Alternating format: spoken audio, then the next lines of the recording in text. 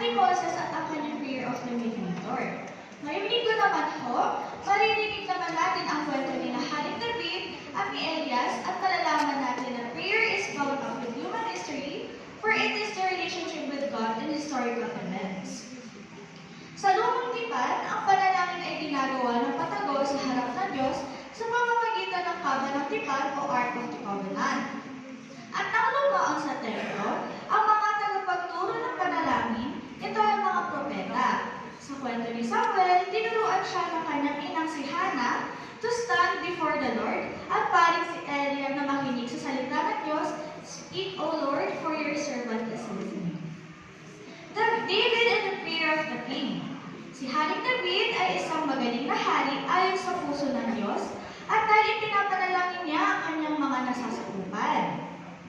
Ang kanyang pagpapakumbaba sa plano ng Diyos, sa kanyang pagpupunyagi at sa kanyang pagsisisi, may kita na siya isang huwarang halimbawa ng panalangin ng kanyang mga mamamayan.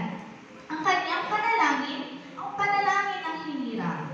Isang tapat na pagsunod sa pangako ng Diyos at nagpapakita ng isang taong buong puso, nagtitiwala sa Diyos, ang tanging hari at ang Panginoon. Sa paglipas ng panahon, ang panalangin ni Kristo ang totoong tagapagligtas at anak ni David ang maghahayag at tutupad sa kahulugan ng panalangin ito. Elijah, the prophets and the conversion of heart.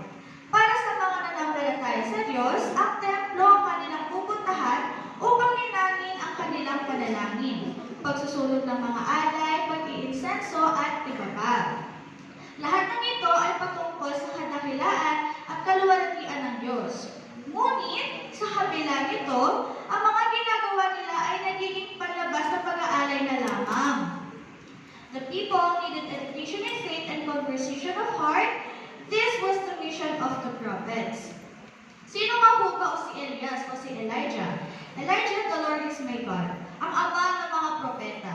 Siya ang nag-alay sa bundok ng Carmel bilang pagsubok sa bayang pinili ng Diyos. Ang Panginoon ang nagsunog sa kanilang alay bilang sagot sa panahon ni Elias. Answer me, O Lord, answer me. The Eastern liturgies repeat Elijah's plea in the Eucharistic antithesis. Sa kahuli-hulihan, dito kumukuha ng lakas at liwanag ang mga propeta sa pakikipagtakbong ito sa Diyos. Ang kanilang panalangin ay hindi pagtakas mula sa mundong ito. Bagkus, ito ay pagbibigay halaga sa salita ng Diyos. Kaya mga kapatid, minsan katulad din natin na ang ating panalangin sa pangangamiran o pagdaing. Ngunit lagi natin isipin na katulad ni Haring David o ni Elias at ang mga propeta, ang panalangin ay ang paghihintay at paghahandas ng pamamagitan ng ating tagapagligtas, ang Panginoon ng kasaysayan.